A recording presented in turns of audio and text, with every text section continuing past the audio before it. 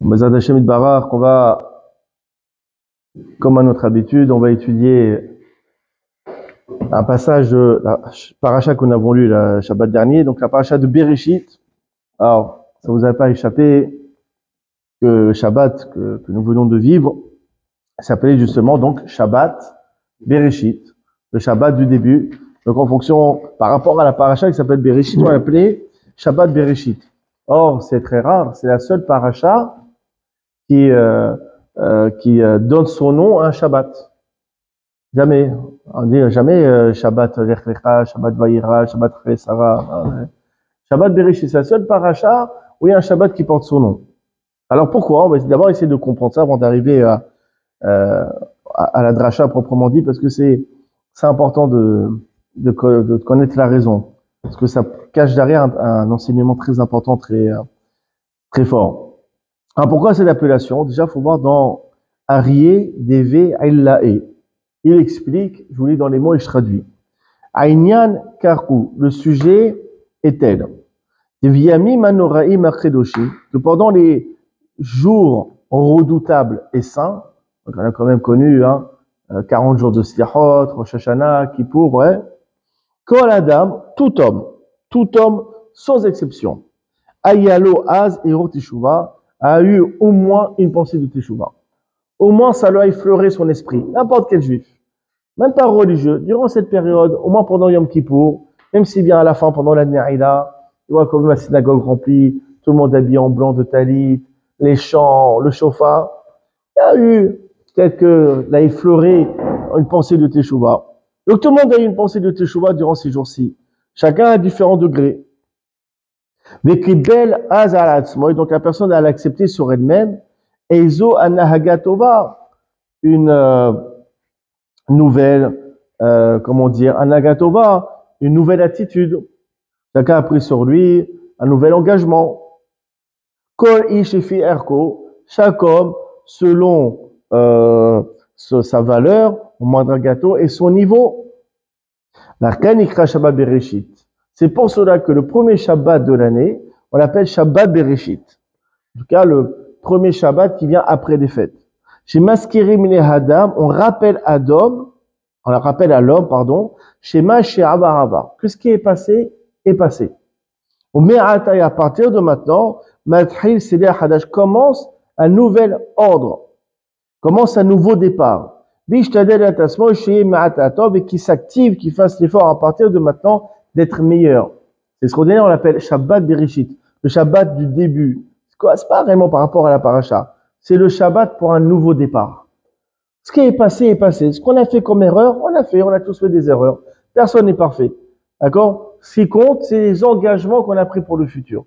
C'est pour cela. Tu as vécu les fêtes de Tishri, tu as vécu le mois de Elul, tu as vécu toute cette ambiance, tu as pensé à la Teshuvah, tu as voulu prendre des engagements. Allez, Shabbat Bereshit. 1, 2, 3, partez. Go départ. C'est le Shabbat du début. C'est le moment d'y aller, de commencer de nouveau, de prendre un nouveau départ. Pour ça qu'on l'appelle Shabbat Bereshit. Dans Agra d'Echkala, il explique comme cela. Amrou Rabotenu, nos maîtres, ils ont dit Zal, chez Kol la Torah Kula, que toute la Torah, d'accord? Donc les 5 livres de la Torah, tous les livres des prophètes, toutes les Gmarot, tout le Shulchan Aruch, tout, Nirkelela Bereshit est inclus dans Bereshit. C'est-à-dire que dans le mot Bereshit, il y a toute la Torah dedans. Incroyable. Toute la Torah dans un mot, Bereshit. Ça rejoint d'ailleurs ce que Rashi il explique. Rashi dans le Chumash il dit comme cela. Bereshit bara. C'est le début de la paracha. Il dit Rashi en amikra ze omer et la dorshini. Ce passouk crie interprète-moi. Il n'y a pas d'anomalie dans ce passouk de Bereshit, même sur le plan grammatical. Il n'y a pas d'anomalie.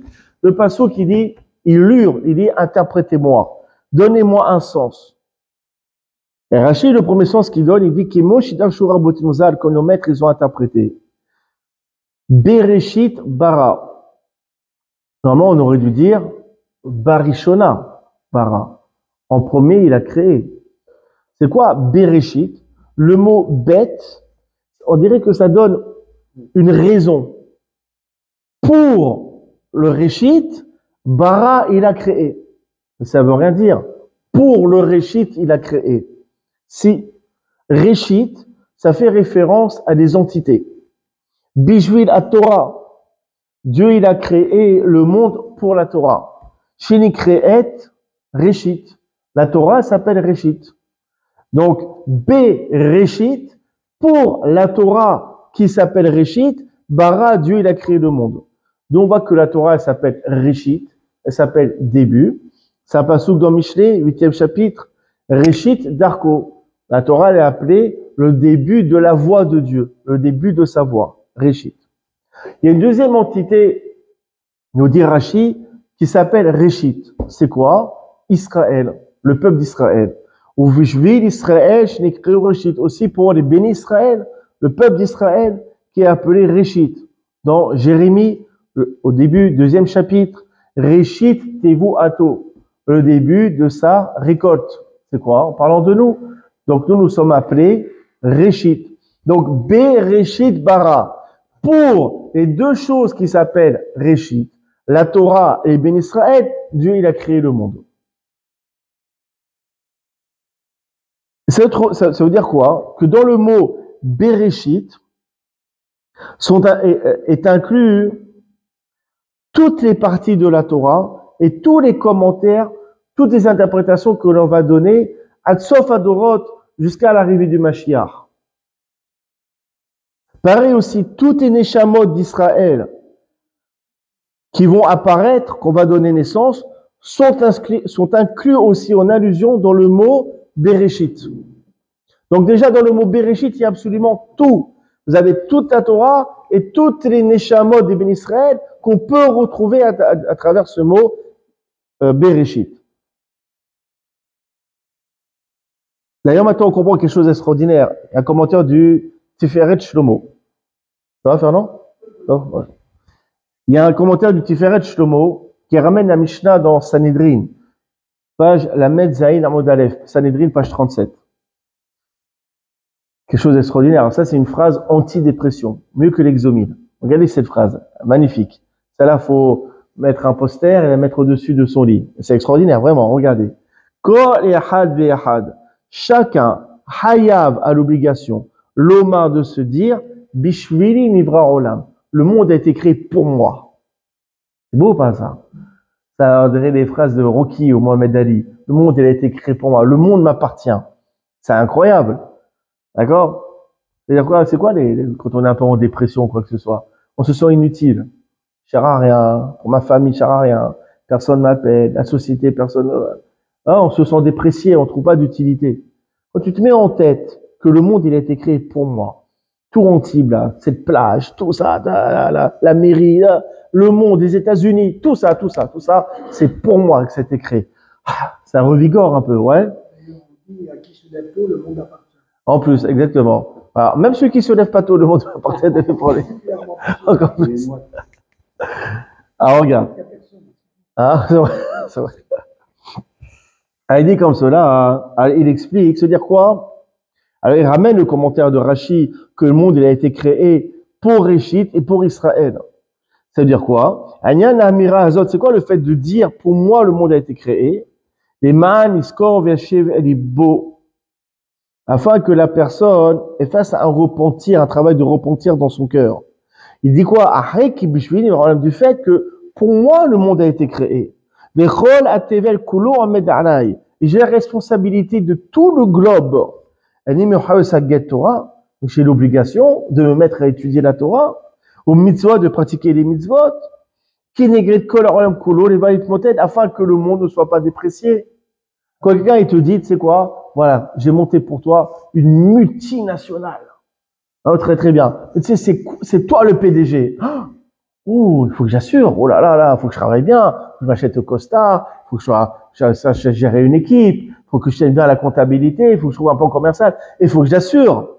Là, c'est pas une multinationale que Dieu te donne. Dieu te donne le monde entier. J'ai créé tout ce monde pour toi. Faut que je sois classe alors. Voilà, faut que j'assure. Hein. Faut que je fasse Torah et mitzvot. Oui, parce que j'ai cette responsabilité. D'accord? Cette phrase, c'est pour nous responsabiliser. Et ça rejoint ce qu'on a dit. Effectivement, Bereshit, pour le peuple d'Israël qui s'appelle Réchit, Dieu, il a créé le monde. Je fais partie de quel peuple, moi? Je fais partie du peuple d'Israël. Donc, pour moi, le monde, il a été créé. Donc, j'ai cette responsabilité. Il y a toujours le Tiferet Shlomo, il explique, vous savez, dans le Kiddush, dans la Mida de Shabbat et dans le Kiddush le vendredi soir, on dit Zecher le Maaseh Bereshit. On dit c'est un souvenir de la création du monde. Zecher le Maaseh Bereshit. Il dit que Shabbat, par sa Kedusha, par la sainteté du jour, par la sainteté ambiante, par le fait qu'on a une Neshama supplémentaire Shabbat, alors chaque juif a la possibilité de saisir sa place dans la création du monde. C'est très fort. C'est-à-dire que Shabbat, on peut connaître sa place, on peut connaître sa mission. Le monde, il a été créé pour moi avec, comme c'est le cas de tant d'autres, mais Shabbat, on a une possibilité, si on arrive à méditer, de comprendre quelle est notre mission, quelle est notre place dans la création du monde. C'est ça, Zecher les Maaseh Bereshit. C'est pas un souvenir de la création du monde, comme c'est le sens littéral.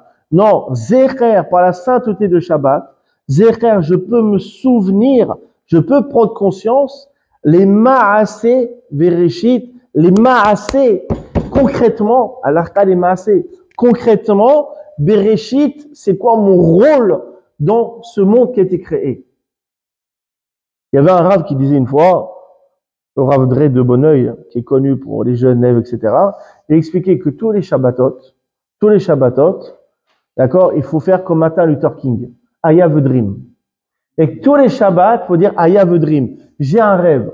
C'est-à-dire que samedi soir, faut pas arriver déprimé, ah, je veux reprendre le travail, avec mon patron qui va me saouler, non.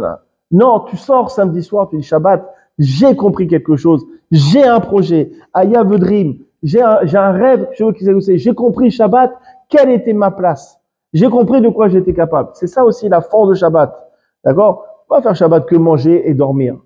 Non, il faut prendre du temps pour méditer, pour réfléchir, poser des questions, discuter, voir un rabbin, poser des questions, se rapprocher. À la fin de samedi soir, on sait où on en est. Zecher et les Maaseh Bereshit. Maintenant, j'ai pris conscience, Zecher, les Maaseh, concrètement, Bereshit, c'est quoi ma part dans la création du monde? C'est que c'est extraordinaire. Aussi, c'est une des causes de la dépression. On ne sait pas pourquoi on se lève le matin, pourquoi je suis en vie, à quoi je sers. Ouais. Maintenant, quand tu connais ton rôle et tu as cette conscience, ça te crée un dynamisme extraordinaire. C'est mieux que n'importe quel produit dopant. Ok. Tout ce qu'on a dit, on peut le relier aussi à ce qui est écrit dans le Tikkuné Zohar. Tikkuné Zohar, il dit comme cela. Dit Farish Rabbi Shimon bar Yochai. Rabbi Shimon bar Yochai, il a expliqué. Biminat Bereshit, par le seul mot Bereshit, Misatre Oraita, tous les secrets de la Torah. Rabbi Shimon bar Yochai, celui qui a écrit le Zohar, le maître de la mystique juive, avec simplement le mot Bereshit, tous les secrets de la Torah, il a énoncé. Ça rejoint ce que j'ai dit, que toute la Torah, elle est dans le mot Bereshit. Même dans le camp de bêtes. Absolument. Déjà dans le bête, déjà t'as tout déjà. Alors, dans Bereshit, il y a encore des explications sur les explications. Incroyable. Vous avez le fils du gars de Vina, Rabbi Avraham, explique comme cela, dans les mots. Moshe Rabbeinu, Gilal Israël, Mat Panim Batorah Niglé. Moshe Rabbeinu, il a dévoilé au peuple d'Israël 49 facettes dans la Torah du Niglé, dans la Torah dévoilée. La Torah dévoilée, la Torah Pshat. Et ensuite, la Neshama de Moshe est descendue. Chez Nishmat Raya Mehemna, qu'elle appelait dans le Zohar la Neshama de Raya Mehemna. Toujours dans le Zohar, vous lisez, Raya Mehemna, c'est-à-dire le berger fidèle. C'est Moshe Rabbeinu. Vous voyez dans le Zohar, Raya Mehemna, c'est Moshe Rabbeinu. Moshe Rabbeinu, il est redescendu sur terre avec l'appellation de Raya Mehemna, du berger fidèle. Shniskara Bezor HaKodesh, qui est mentionné dans plusieurs endroits dans le Zohar HaKadosh, qui est dit les galotes Rabbi Shimon bar Yochai afin de dévoiler à Rabbi Shimon bar Yochai Shevarim Panim Betorat Anisar, 70 facettes dans la partie mystique de la Torah. Vous avez Moshe Rabbeinu, de son vivant, il a dévoilé 49 facettes dans la Torah dévoilée, niglée, Il est redescendu sur terre pour enseigner à Rabbi Shimon Bar Yochai les 70 facettes de la Torah mystique, de la Torah cachée. Donc on voit qu'il y a un lien étroit entre Moshe et Rabbi Shimon. Moshe il a dévoilé toutes les facettes quasiment de la Torah simple, littérale, avec Rabbi Shimon Bar Yochai les 70 facettes de la Torah cachée. Dans le l'Ikutei Hachas, il explique, il dit comme cela, Da, sache, qui a Rajbi, que Rabbi Shimon Bar Yochai, Alav Shalom, était une étincelle de l'âme de Moshe Rabbeinu. Alav Shalom. Vous voyez, même dans l'histoire de Moshe Rabbeinu et de Rabbi Shimon Bar Yochai, il y a des similitudes. Ils ont connu quasiment les mêmes épreuves. De la même manière que Moshe, il a fui l'épée de Pharaon, mais ici que chez le moto Sham Bamidbar, il a atteint sa perfection dans le désert. Ouais, Moshe, il a fui Pharaon et il a grandi dans la Torah dans le désert. Car à Rajvi, pareil, Rabbi Shimon Bar Yochai, Barak Bnei Kessar, il a fui à cause de César, à cause des Romains qui cherchaient à le tuer. Aussi mentionné dans ma Serket Shabbat, page Lamed Gimel. Mais ici que chez le moto Sham Ma'ara Midbara Belod, et où est-ce qu'il a atteint sa perfection? Il a atteint sa perfection dans la grotte, dans le désert, comme Moshe Rabbeinu. Donc on voit que Rabbi Shimon et Moshe Rabbeinu, il y a des similitudes. D'ailleurs, le Tikkun Zohar, il dit comme cela, Pata Rabbi Shimon, il a commencé à dire, Bereshit bara Elokim, c'est le début de la paracha. Au commencement, Dieu créa. Et il amène la pasouk dans Tehillim. Sod Hashem lire'ab, ouvreto le di'am. Sod Hashem lire'ab, Dieu dévoile, les secrets de Dieu sont dévoilés à ceux qui le craignent. Ouvrito le di'am, et son alliance à ceux qui le connaissent. Vous prenez le mot, c'est un verset dans Tehillim 25. Sod, le mot secret. Sod, Ilen Inun, c'est la gematria du mot Sod, c'est quoi? C'est 70. Le mot secret, Sod, gematria Samer, ou Bav Dalet, c'est 70. C'est ce Sod, Ilen Inun Shivain Adpin, ce sont les 70 facettes des Perash Minat Bereshit, Be'ae Parasha, que l'on peut expliquer à travers ce mot Bereshit. Pourquoi Rabbi Shimon Bar Yochai, pour commenter le mot Bereshit, il a utilisé le verset dans Tehillim qui dit Sod Adonai lire'av. Parce que justement, Sod, la gematria, la valeur numérique, c'est 70. Pour dire que les 70 facettes de la Torah mystique, on les retrouve dans le mot Bereshit. Tout ça pour dire de tout ce qu'on je dis, il y a justement il y a des liens. Un autre parallèle entre Moshe Rabbeinu et Rabbi Shimon Bar Yochai, dans le Midrash Bereshit Rabbah, il est écrit Bereshit bara Elohim et Hashem et Haaretz, au début de la paracha, ouais. On dit Bereshit. On avait dit que Bereshit, le bet, ça veut dire à cause de. Pour le Reshit, Dieu il a créé. Une autre explication, c'est quoi le Reshit? On avait dit que Reshit, c'était la Torah. Reshit, c'était le peuple d'Israël. Maintenant, Reshit, c'est quelqu'un d'autre. Moshe, c'est pas les prémices. On peut donner d'autres explications aussi. Oui, il y a un Midrash qui va comme ça aussi, comme vous dites. Midrash Trauma, celui-là. Mais là, ici, c'est Moshe. Bishvil Moshe, Shnikra Reshit. Bereshit. Pour Moshe qui est appelé Reshit, tout le monde il a été créé. Donc, on voit que Moshe, il a appelé Reshit. Shinema, comme il est écrit dans Devarim. La Med Gimel. Bayar Reshit Lo. Il a vu en lui le commencement. Donc, Moshe, il a appelé Reshit. Bet Reshit. Pour Reshit, pour Moshe qui s'appelle Reshit, Dieu il a créé le monde. Et le Chida, dans Nitzutse Orot, il explique, donc on voit qu'il y a une allusion de Moshe dans le mot Bereshit. Ok? Regardez ce qu'il dit le Chida, il dit Nir Ali, il me semble, l'Irmoz Benunat Bereshit, qu'on peut trouver une allusion dans le mot Bereshit, je vous tricone que le mot Bereshit sont les notricones, sont les acrostiches de la phrase suivante. Or, Torat, Ribi, Shimon, Ben Yochai. La lumière de la Torah de Rabbi Shimon Ben Yochai. Vous prenez les premières lettres. Or, ça Aleph. Torat, première lettre, c'est Tab. Rabbi, première lettre, Resh. Shimon, Shin, Ben, Bet, Yochai, Yud, ça forme le mot Bereshit. Donc on voit que dans le mot Bereshit, il y a une allusion à Moshe Rabbeinu et aussi une allusion à Rabbi Shimon Bar Yochai. Pourquoi c'est pas anodin? Moshe nous a enseigné la Torah niglée, la Torah dévoilée, les 49 facettes, et Rabbi Shimon Bar Yochai, il nous a dévoilé quoi? Il nous a dévoilé les 70 facettes de la Torah mystique. Et toutes ces facettes, elles sont incluses dans le même mot Bereshit. Pour ça que ces deux maîtres, Moshe et Rabbi Shimon Bar Yochai, ils sont mis en allusion dans le mot Bereshit, parce que toutes ces Torahs-ci, elles sont incluses dans le mot Bereshit. Ok. Ça, c'est une petite introduction. Ça, c'était que l'introduction. Hein. D'accord? Alors, simplement pour prendre conscience que là, depuis samedi, on démarre, comme que j'expliquais, un nouveau départ. C'est vrai que malheureusement, avec les informations que l'on entend, et ce qu'on voit dans les réseaux sociaux, ce qui s'est passé en Eretz Israël, c'est dramatique, plus que dramatique. Ça nous met le moral au plus bas, on a envie de rien faire. On a du mal à étudier, on a du mal à aller prier, on a du mal à travailler, on a envie de rien, on a du mal à manger. C'est vrai qu'on a le moral dans les talons. C'est vrai. Il faut se forcer. On est Shabbat Bereshit, au contraire, c'est un Shabbat, justement, on aurait dû, et là, il n'est pas trop tard encore. D'accord? Pour justement prendre des forces, commencer un nouveau départ. Et justement, il faut utiliser ce commencement, ce nouveau départ pour casser la morosité un petit peu ambiante. On a besoin, on peut pas rester dans cet état. On a besoin d'évoluer dans Torah et Mitzvot.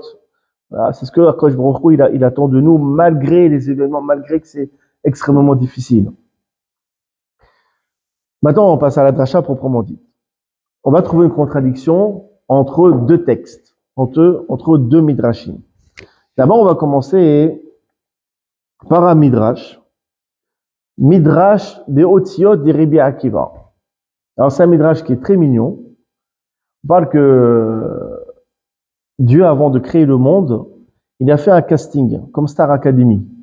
Il a fait un casting pour savoir, la Torah va commencer par quelle lettre. Et à chaque lettre qu'elle vient, elle se met sur le podium. Dieu, il est là avec les jurys. D'accord? D'accord? Vas-y, explique-moi pourquoi je commencerai la Torah pour toi. Chacun, il fait dans sa petite justification. Et à chaque fois, le jury, Dieu, il dit non, dehors, comme The Voice. D'accord? Tu n'es pas pris. Dieu, il donne chaque fois une raison. Pourquoi chaque lettre, elle n'est pas prise? Et il dit, donc elles sont rentrées en ordre décroissant. D'abord le Tav, après le Resh, après le Shin. Tout le monde a été recalé. Tout le monde a été recalé. Après arrive la lettre Bet. Alors je vous dis dans les mots du Midrash, Achakar Narknas Bet. Après rentrer sur le podium pour le casting, la lettre Bet. Il finit à Kajoroko devant Akashborkou. Akashborkou, il dit vas-y, fin de journée, c'est l'avant-dernière lettre, je suis fatigué. D'accord? Tout le monde a été recalé. Prouve-moi pourquoi je commencerai la Torah par toi. Alors, les fans la lettre Bet, elle a dit, on dirait un dessin animé de Walt Disney, tu sais, les Pixar. Elle dit, Rebono Shel Olam, donc la lettre Bet, elle n'est pas bête. Elle dit quelque chose à Dieu, elle dit, Rebono Shel Olam, voilà. Elle dit, Rebono Shel Olam, maître du monde. Retsoncha, Chetivravi et Olamcha, est-ce que tu veux créer le monde par moi? Chez Bi, parce que par moi, mais chez Behain et Fanecha, toutes les créatures du monde font des louanges à travers moi, Bechoyom et tous les jours. Chez les marques, comme est écrit, Baruch Adonai il est Olam, Amen ve Amen. Que soit béni Dieu éternellement, Amen ve Amen. Par quoi on commence? Baruch, par le bête. Donc le monde entier te fait des louanges, en commençant par moi, par le bête. Barichu Hashem Malachim, aussi un autre pasouk. Un autre passage, Barichu Hashem Koseva'av, Barichu Hashem Koma'asav. Ça, c'est ce qui se passe. Ve'atidin Kodorot Olam Malfanecha. Et plus tard, toutes les générations te feront des louanges, en commençant par moi. Baruch Adonai Elohim, Elohei Israël. Baruch aussi bête. Ve'omer, ou Baruch Shem Kevodo, Le'olam, Ve'malech Kevodo, Dopsukim. Ah, Dieu, ça lui a plu. Il a dit, celle-là, Edim Necha. Celle-là, ça me plaît. Miyad immédiatement, Kibel Akadosh Baruch Hu Mimenu. Akadosh Baruch Hu, il a accepté. Ah, puisque toutes les générations, elles vont me louer en commençant par toi, en commençant par te prononcer toi la lettre bête. Alors c'est toi qui gagne le casting, c'est toi la nouvelle star. La Torah, elle sera justement, elle va commencer par toi. Mais Amarlo, et il lui a dit, Baruch Abba, et Dieu, qu'est-ce qu'il lui répond? Il dit, Baruch Abba, ça passe sur Baruch Abba Beshem Hashem, béni sois-tu par le nom de Hashem, ou Varavo et Olamo Bebet. Et Dieu, il a créé le monde par le bête. Shema, comme il est écrit, Bereshit bara Elohim. Par le bête, Dieu, il a créé le commencement, il a créé le monde. Donc, on voit à travers ce midrash, quelle est la lettre que Dieu, il a employée, il a utilisée pour créer ce fameux monde? C'est la lettre bête. Ok. On met ce midrash de côté. Le jaloux, parce que c'est Arour, malédiction, il a été têche direct. Il n'avait aucune chance, lui. C'est même pas la peine qu'il se présente au casting, cela. Alors, il y a le Gemara, Maserkat Menachot, page Kaftet Amoud Bet, page 29. Il prend le passouk, c'est le début du Shini de la deuxième montée. Il dit, et les Toledot Hashamaim Vaaretz, voici l'histoire du ciel et de la terre, Behi Baroam, lorsqu'il les a créés. Behi Baroam. Quand vous voyez dans le Sefer Torah, le He est écrit en gros. Si c'est écrit en gros, en petit. En petit? Behi Baroam. En petit, vous êtes sûr, c'est pas en grand? Alors, He Kitana. Alors en petit, voilà. En petit, vous avez raison. Vous avez raison, en petit. Donc, vous voyez, le He est écrit en petit. Si c'est écrit en petit, c'est pour attirer notre attention. C'est pour faire une dracha, pour interpréter. Behi Baroam, ça veut dire lorsqu'il les a créés.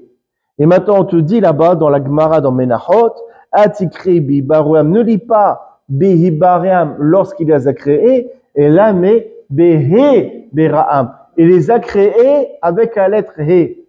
Il y a un passage qui dit comme ça, Ki Beya Hashem sur Olamim. Avec le Ya, avec les lettres Yud et He, Dieu il a créé des mondes. Dieu il a pris la lettre Yud pour créer Olam Haba, le monde futur, et il a pris la lettre He pour créer ce monde-ci. Donc on voit ici que Dieu il a créé le monde avec la lettre He. Alors qu'est-ce qu'on a vu précédemment dans le Midrash de Otio de Rabbi Akiva, que Dieu a créé le monde avec le Bet. Deux Midrashim qui se contredisent. Alors il faut trouver des réponses. On est bloqué. Hein?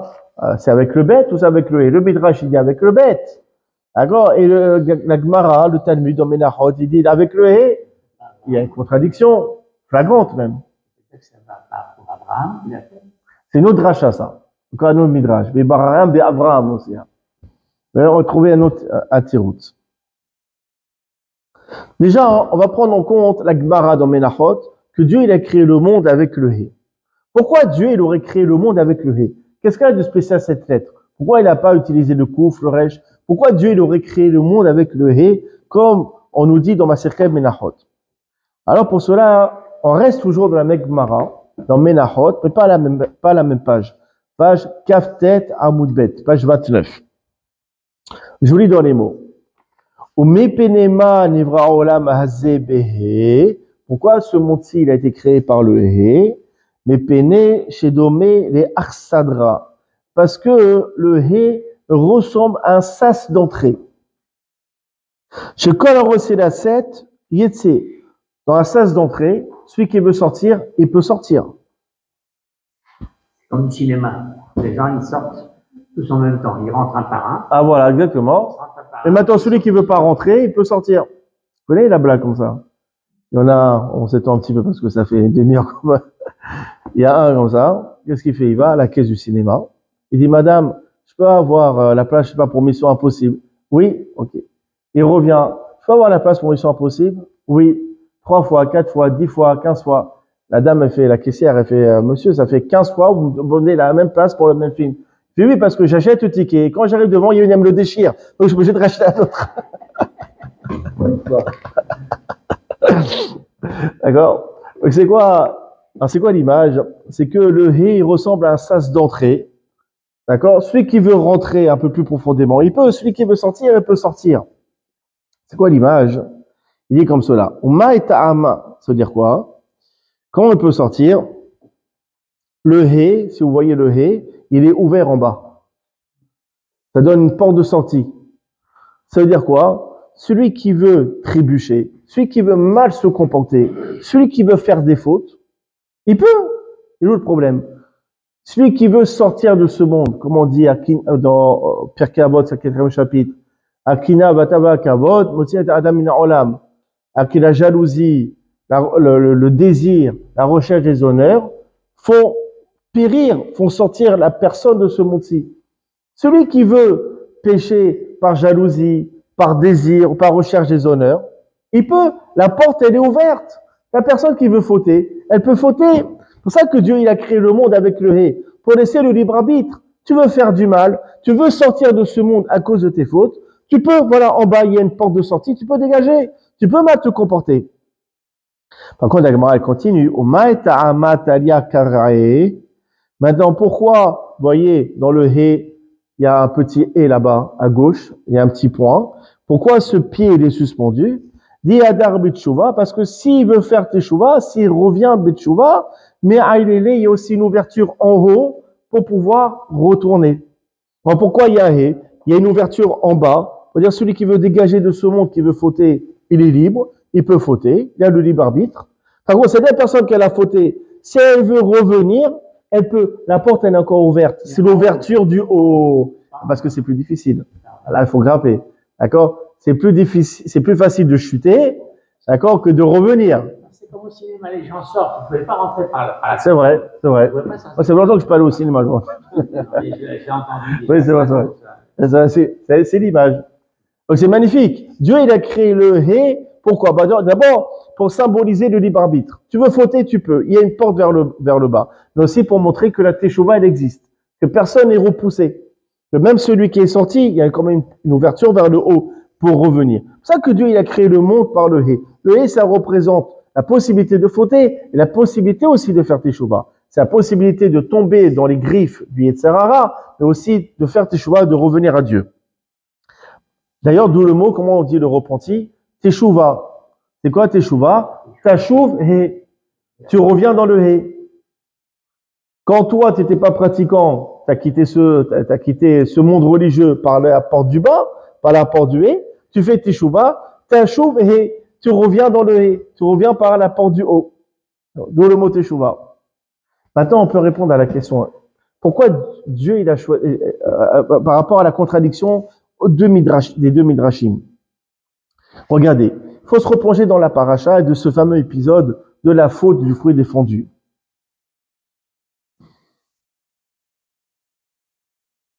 Il dit comme cela. Rachid explique que Adam et Hava étaient dépourvus de Yetzer Hara avant d'avoir consommé le fruit défendu. Il dit, malgré que Dieu leur a donné un discernement qui leur a permis d'attribuer aux animaux des noms, c'est quand même cette intelligence. Néanmoins, l'onitan bo Yetzer Hara ne leur a pas été attribué, ne leur a pas été donné le mauvais penchant ad arklou minaetz avant qu'ils aient mangé du fruit défendu. Une fois qu'ils ont mangé le fruit défendu, Nirkasbo Yetzer Hara est rentré en lui le mauvais penchant, mais une fois qu'il a rentré justement ce fruit dans sa bouche et qu'il a ingurgité, alors le mauvais penchant est rentré en lui, il a pu savoir qu'il y avait du bien et du mal dans ce monde.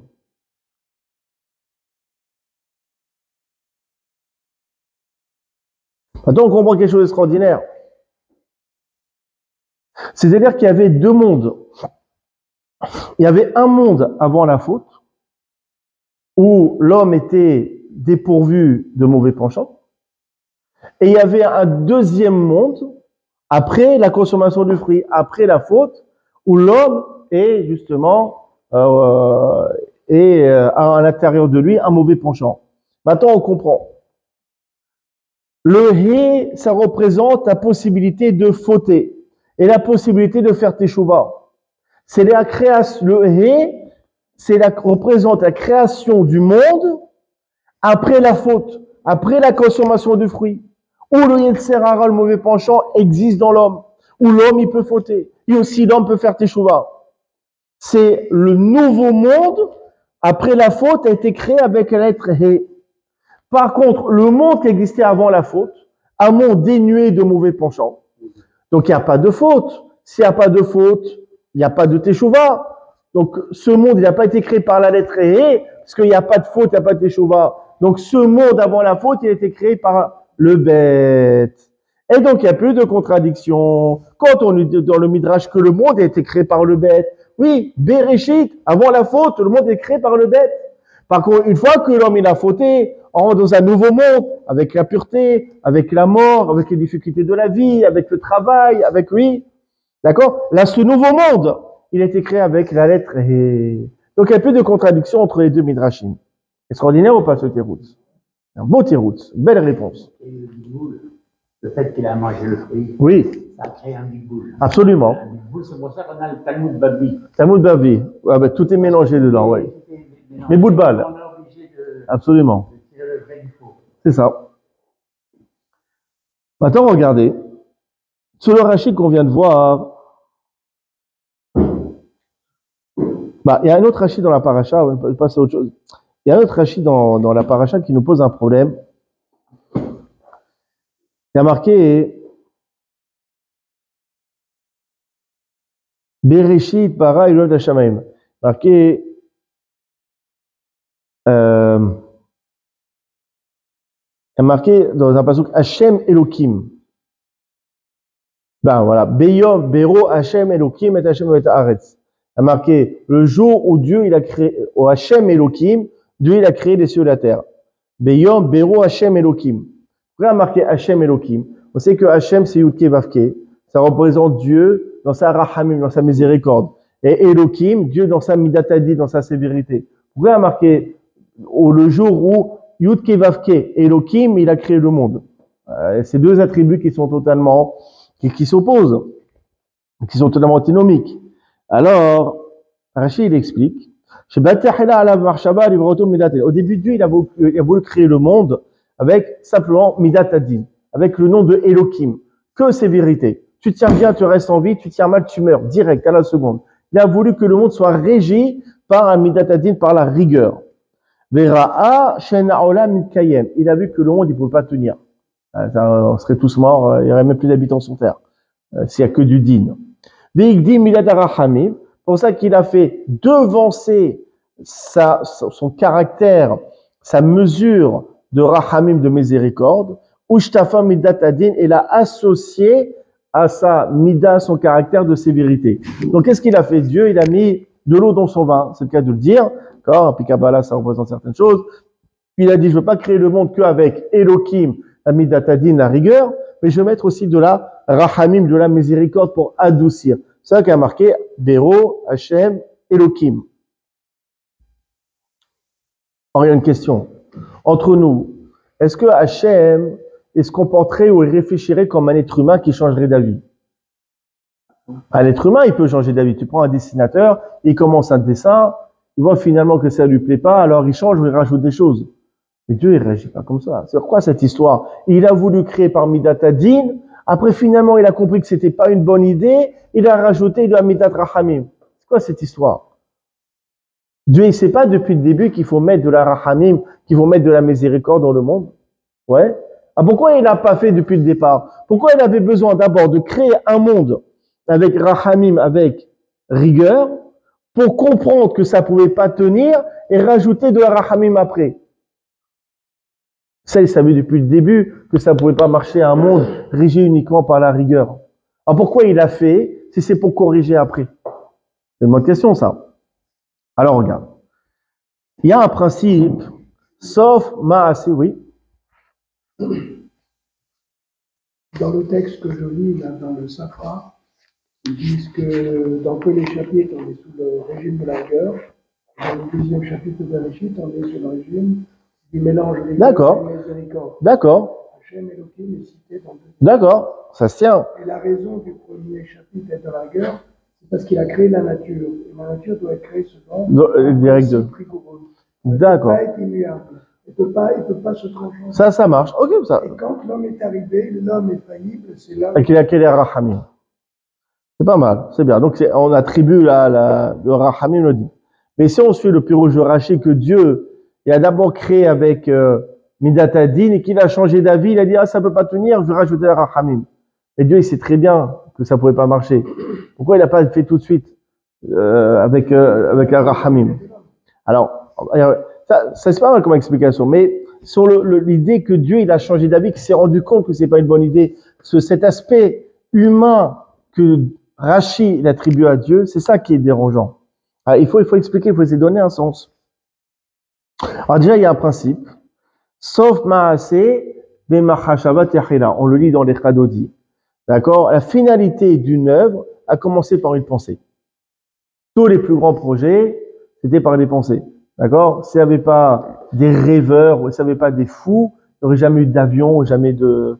Il y a un fou qui a pensé un jour, je vais faire un truc, les gens ils vont rentrer dedans, et ça va voler dans les airs, celui-là paye un autre, mais celui-là, il faut l'amener à l'asile de fous. D'accord? Il fallait un fou qui ait eu cette idée. D'accord? Mais tout grand projet, c'est quoi? C'était par la pensée. Alors regardez ce principe, on le met de côté. Il y a une question un petit peu similaire, on voit que Dieu, il a changé d'avis. Toujours dans la paracha de Bereshit, et c'est un midrash qu'on met dans Maserhet Hagia, page Yudbet, page 12. On dit, Or, chez Barakosh Baruch Be'om Arishon, la lumière que Dieu, il a créée le premier jour de la création, c'était une lumière extraordinaire. Mieux que la Wi-Fi. Adam Sofebo, mais avec cette lumière, alors il pouvait regarder d'une extrémité du monde à un autre. Pas besoin de cliquer Google Maps pour grossir le truc. Et il regardait juste avec un regard. Avec cette lumière, il pouvait voir jusqu'en Afghanistan ou ailleurs. Mais Dieu, il a vu quoi? Que c'était pas une bonne idée. Il a vu que plus tard, il va y avoir la génération du déluge.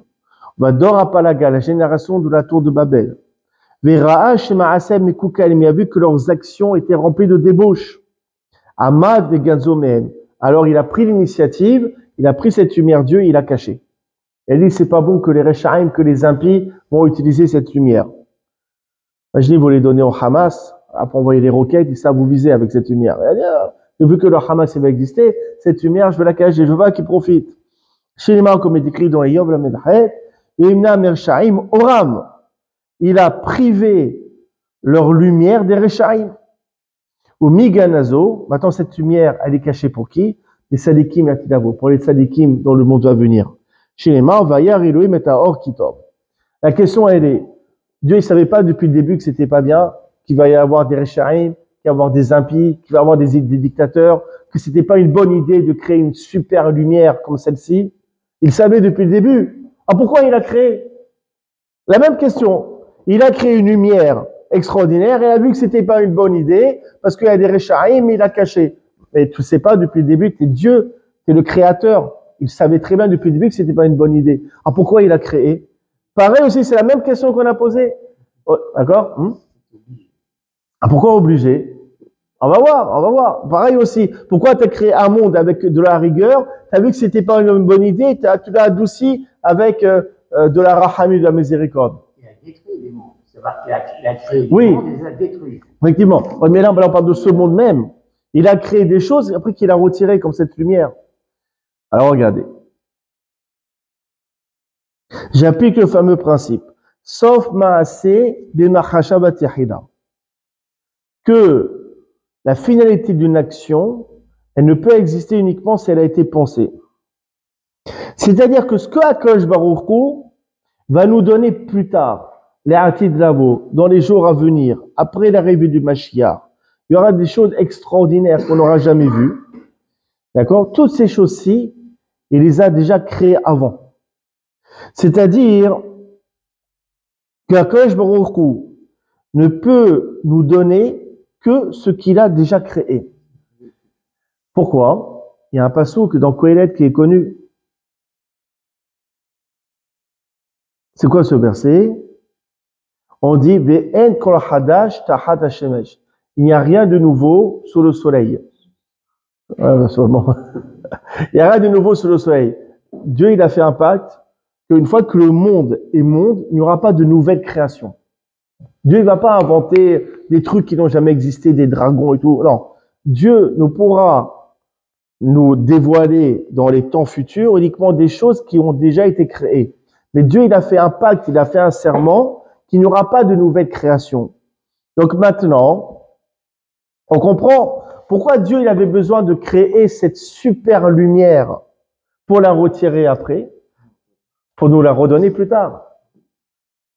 Parce que s'il n'avait pas créé, il n'aurait pas pu la créer plus tard. Donc il avait besoin de créer. Une fois que ça a été créé, donc c'est plus nouveau, il peut la retirer pour la nous donner plus tard. Donc Dieu, il crée des choses. Il la retire pour nous la redonner après. Pourquoi? Parce qu'il a fait un pacte de ne pas créer de choses nouvelles. Et donc c'est pareil ici. Dieu, il a créé quoi? Il a créé un monde d'abord avec que de la rigueur, pour rajouter ensuite de la miséricorde. Pourquoi? Par rapport à la question de comment trancher les halakha. On a étudié dans la Gemara, Mahloket, Bet Shammai, Bet Hillel. D'accord? Vous savez que la halakha, normalement, elle est comme Bet Shammai. Bet Shammai, il représente Midat Adin, la rigueur. Lui, Bet Shammai, la loi, c'est la loi. Ça plaît pas, c'est difficilement applicable ou pas, c'est pas mon problème. Bet Shammai, la loi, c'est la loi. Bet Hillel, c'est quoi? C'est Midat Rahamim. C'est de la miséricorde. Beth Hillel, il a su adapter la loi avec l'être humain. C'est pour ça que Beth Hillel est beaucoup plus cool. Maintenant, en galoute, où la vie, elle est pas facile, d'accord? Où être pratiquant, c'est pas évident, la halakha, elle est comme Beth Hillel. Maintenant, quand le Mashiach arrivera, alors là, tout sera régi par le din, par la rigueur, ouais, et la halakha, elle sera comme qui? Comme Beth Shammai. Maintenant, si le Mashiach, il vient et qu'on balaye tout les halakha de Beth Hillel, il dit maintenant le Mashiach, il est là, maintenant le monde, il est régi selon la rigueur et la halakha est comme Beth Shammai. Mais Dieu, t'as pas le droit de faire ça. Pourquoi t'as pas le droit de faire ça? Parce que c'est quelque chose de nouveau. C'est une nouvelle création.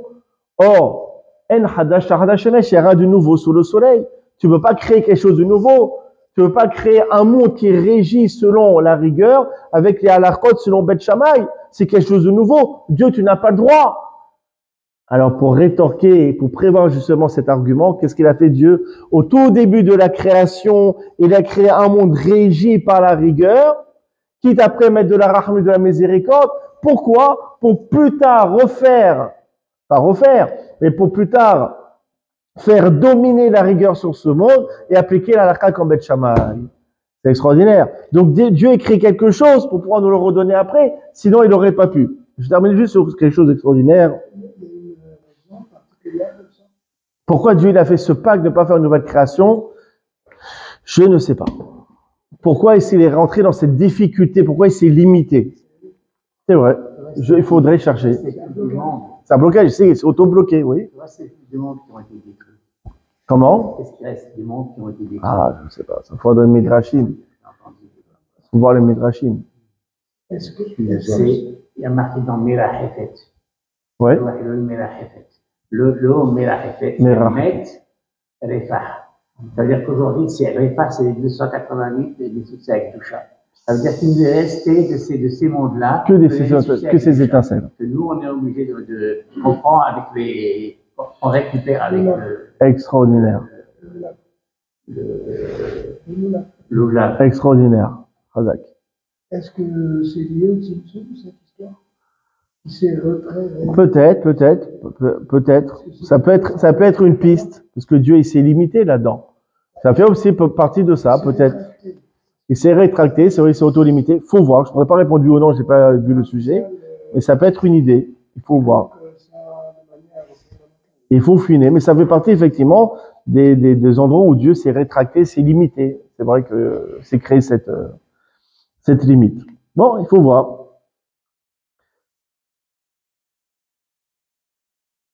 Maintenant, regardez, je termine sur quelque chose de très beau.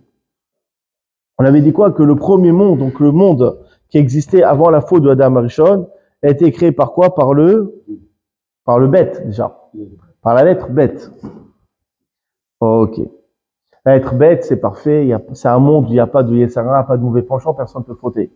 Mais non, moi, le bête, c'est un peu bête, Mais il pose un problème, la lettre bête, parce que vous voyez le bête, il est ouvert un peu vers la gauche. Donc il y a une possibilité aussi de sortir. Même dans le bête, il y a une possibilité de fauter. C'est ce qu'on fait à Adam Arishon d'ailleurs. Il n'y avait pas de Yetzer Hara, mais ils ont quand même mangé le fruit. Donc il y a une possibilité de fauter, même s'il n'y a pas de Yetzer Hara. Donc le bête, il est dangereux, il est ouvert vers la gauche, il y a une possibilité de fauter, de sortir. Ok, maintenant on y va. Quelle est la lettre qui représente l'étude de la Torah? Alors il y en a plein, comme ça nous arrange, mais là je vais prendre une particulière. C'est quoi? Le Vav. Le Vav. Pourquoi le Vav? Le Vav gématria, le numérique du Vav, c'est 6. Shisha, c'est de Mishnah. Il y a 6 compilations de Mishnah, il y a 6 parties dans la Mishnah. D'ailleurs, on le voit, vous savez, quand Yoshua il a conquis la terre de Canaan, il a laissé en vie qui? Il a laissé en vie Rahav, Azona, Rahav la courtisane, parce qu'elle avait justement caché les 2 explorateurs, ouais. Et cette Rahav, elle va se convertir, elle va devenir la femme de Yoshua. D'accord? Or, elle a dit quoi? On t'attend ni otemet. Elle a dit, vous allez me donner un signe de vérité. C'est quoi? Le Zohar, il dit, Da'at Vav. On lui a donné la lettre Vav. Ça veut dire quoi? On lui a donné la lettre Vav. Ça veut dire que Rahav, elle a accepté le Vav. Elle a accepté la valeur numérique du Vav, qui est 6. Elle a accepté sur elle les commandements que l'on déduit des Shisha, Sidrei Mishnah, des 6 ordres de la Mishnah. Donc on voit que le Vav, ça représente quoi? Ça représente la Torah. Or, vous prenez le bête. Le bête, il pose un problème. C'est que dans le bête, on peut chuter, on peut fauter. Si j'étudie la Torah, alors je m'acquiers la lettre Vav. Je prends un Vav dans le bête, et ben la sortie, elle est bouchée. Et ça devient un même. Ça devient un même final. D'ailleurs, la Torah écrite, elle commence par quelle lettre? Bereshit, Bara Elohim. Et la dernière lettre de la Torah orale, la dernière lettre du Talmud, c'est quoi? C'est le même. Adonai Yivarech et Amo Bashalom. Même. Ça veut dire quoi? Quand j'attaque le livre de Bereshit, lorsque je commence à étudier la Torah, je suis dans le bête. C'est-à-dire que je peux encore chuter. Par contre, lorsque j'ai étudié tout le Chumash, toute la Torah, j'ai étudié tout le Talmud, alors, c'est quoi? J'ai pris sur moi les 6 ordres de Mishnah, j'ai bouché, c'est quoi? C'est quoi? C'est un même. C'est pour ça que la Torah commence par un Bereshit, et la Torah orale, elle termine par un même. C'est-à-dire qu'une fois que j'ai terminé à étudier toute la Torah, j'ai plus de possibilité de chuter. Ça y est, cette chute, je l'ai bouchée par le Vav, qui représente mon étude de la Torah. Voilà. J'arrive tout de suite. D'ailleurs, pour ça, il y a marqué, justement, voilà, exactement. Vedi Barta, va encore marqué concernant les paroles de la Torah. Dans la création, on dit, tu vas parler en eux. Quand on dit Barta, bam. C'est quoi? Tu vas parler de Torah, tu vas étudier la Torah de sorte que tu vas passer de bam, du bête au même. Au début, tu es bête, il y a une possibilité de chuter parce que c'est ouvert, et grâce à ton étude, ton bête, tu vas transformer en même. Tu pourras plus chuter. Dis Barta, bam. Ou Meimatai. Oui, on met Matai aussi. Ça fait Bereshit, et c'est le bête de Bereshit, et le M. Et ça fait Meimatai, les 2 premières lettres aussi. On peut voir comme ça et comme ça aussi, ça se tient. D'accord. Mais ça, c'était quoi? Ça, c'était avant la faute. Là, on est dans une perspective où la personne n'a pas fauté. C'est le bête, c'est le monde d'avant la faute. Avant la faute, d'accord? Il y a toujours une possibilité de chuter, mais grâce à l'étude de la Torah, je bouche le bête par le Vav et je chute et je trébuche pas. Maintenant, nous, c'est pas notre monde. Nous, c'est pas notre monde. Nous, on est dans le monde d'après la faute. Ce nouveau monde, il a été créé par la lettre He. D'accord? Et justement, pour nous apprendre quoi? Pour nous apprendre que même si on a fauté, même si on est tombé vers le bas, on peut remonter vers le haut ou faire teshuva. La question, elle est, et je termine là-dessus, c'est la conclusion. Vous allez voir que tout est lié. Dieu, il savait très bien que l'homme allait fauter. Alors pourquoi il n'a pas créé le monde directement avec la lettre He? Pourquoi il s'est pris la tête, Kaviarkol, à créer un monde avec la lettre bête, en sachant très bien que l'homme il allait fauter parce que Dieu connaît le futur, sauf Atidote, Il sait très bien que l'homme a fauté, il faudra recréer le monde avec la lettre He. Créez-le directement avec la lettre He. C'est tout ce qu'on a dit. On dit Dieu, il ne peut pas créer quelque chose de nouveau. En hadash hadash shemesh. Donc si Dieu, il a créé le monde avec la lettre Bet, c'est-à-dire un monde sur Yetzer Hara, si nous l'a retiré, c'est pourquoi? C'est pour nous le redonner plus tard. C'est-à-dire que l'Atidavo, dans les jours à venir, Bezat Hashem, on aura affaire à un nouveau monde créé par la lettre Bet, où l'homme sera encore dénué de Yetzer Hara. Attends, tu vas dire c'est quelque chose de nouveau. Dieu ne peut pas créer quelque chose de nouveau. C'est pour ça qu'il a créé au début. Il a retiré pour pouvoir nous le redonner après. Donc, Bezrat Hashem, espérons que ces jours où le monde sera créé par le bête sans Yetzer Hara arrivent, Bimera Veminu, avec l'arrivée de Mashiach Tzidkenu, Amen Ken Yiratzon.